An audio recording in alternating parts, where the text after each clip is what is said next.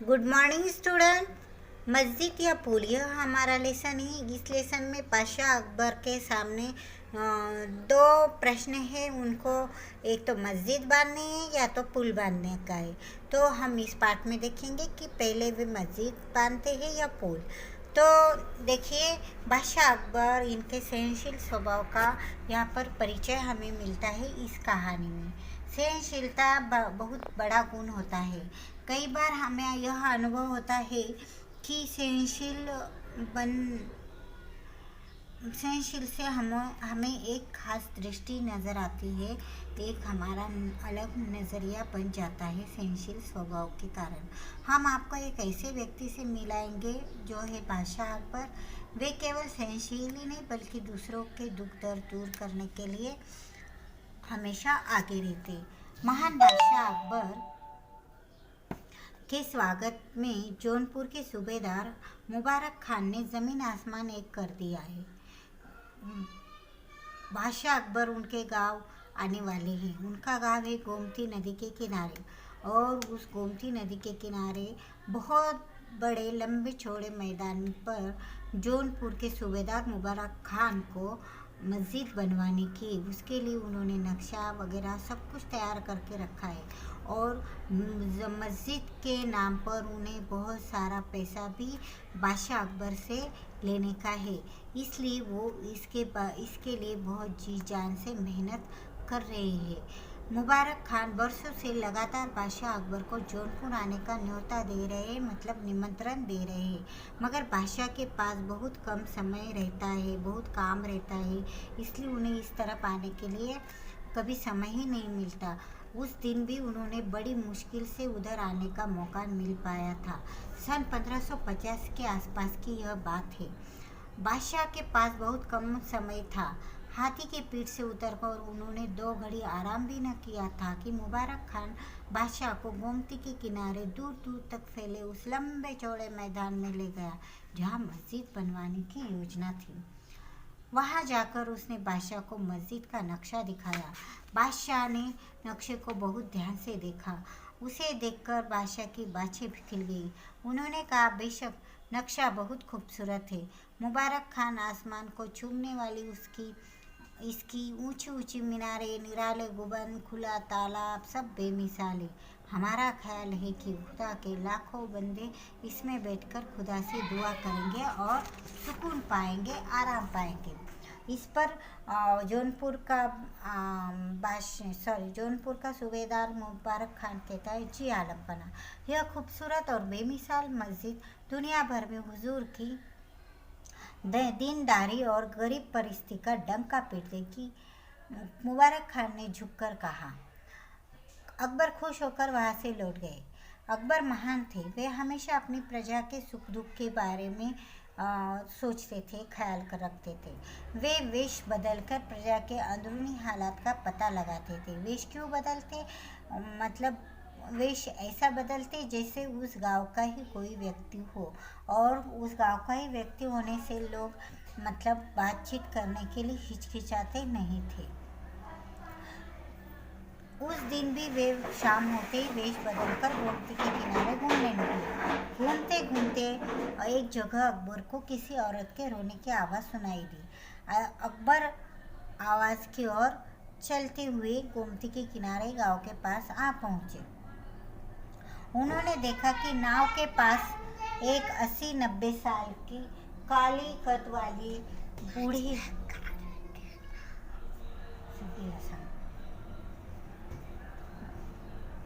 बूढ़ी औरत खड़ी थी।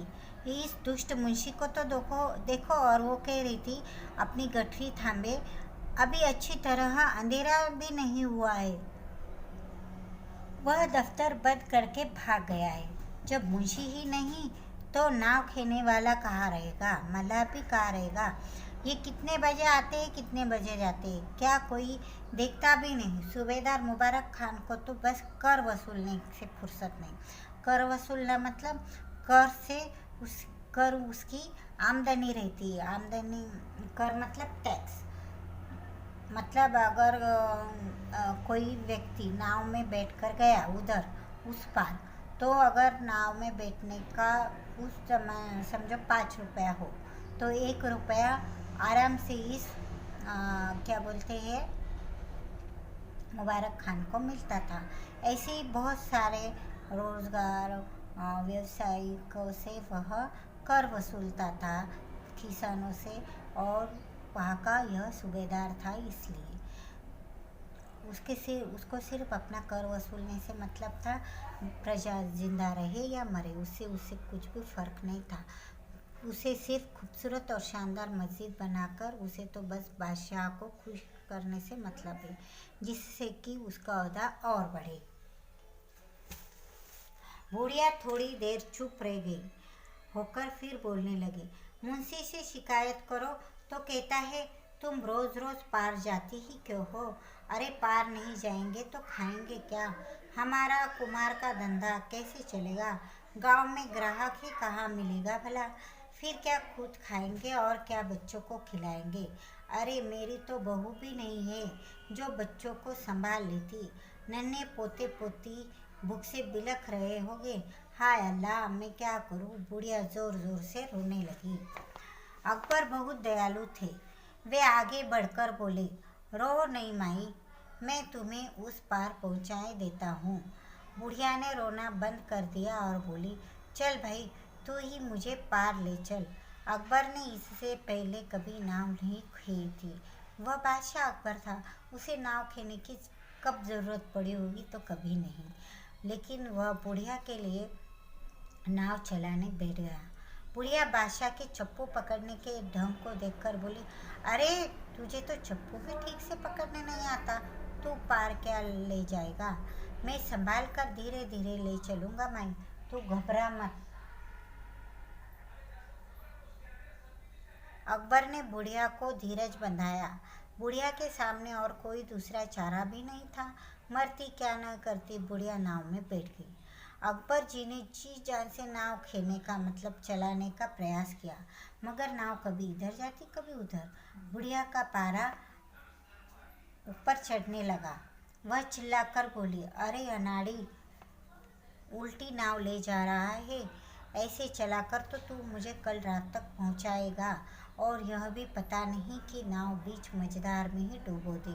मेरे बच्चे इंतज़ार कर रहे होंगे और तू है कि नाव लेकर खिलवाड़ कर रहा है। माई धीरज रखो, बादशाह ने कहा, किंतु बुढ़िया बोले जा रही थी।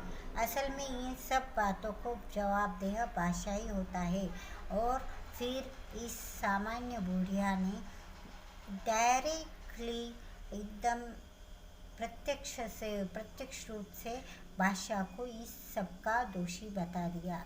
मगर बादशाह तो मुबारक खान की चिकनी चोपड़ी बातों से ही खुश हो गया।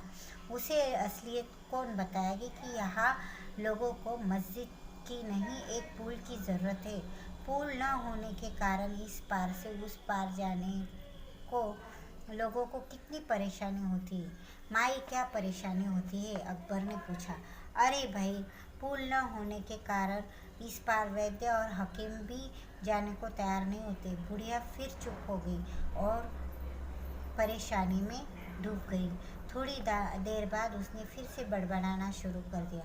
सूबेदार मुबारक खान हमारा हकीम है, लेकिन उसे यह सब देखने की फुर्सत ही कहाँ है। उसे तो बस अपना कर वसूलने से मतलब है। लोग कह रहे हैं कि यहाँ ऐसी मस्जिद बनने वाली है जो दुनिया में सानियाप होगी। सानियाप मतलब उसके जैसी कोई नहीं रहेगी।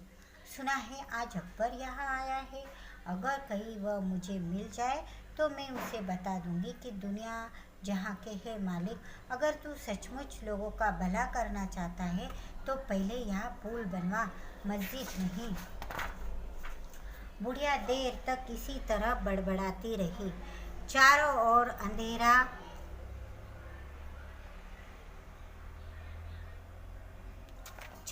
अंधेरा छा गया। आसमान में तारे टिमटिम छिटकने लगे। अंत में नाव किनारे पर पहुंच गई। नाव में से लड़खड़ाती हुई बुढ़िया किसी तरह किनारे पर उतरी। अकबर ने उसे संभालते हुए कहा, चलो माई, अंधेरा हो गया है, कहीं तुम्हें ठोकर न लग जाए, मैं तुम्हारे घर पहुंचा देता हूँ। यह कहकर अकबर ने बुढ़िया को उसकी गठरी समेत गोदी में उठा लिया और घर तक ले गया। जब बुढ़िया घर पहुंची तो देखा कि उसके घर में कोहराम मचा था। बच्चे भूख से बिलक बिलक कर रो रहे थे।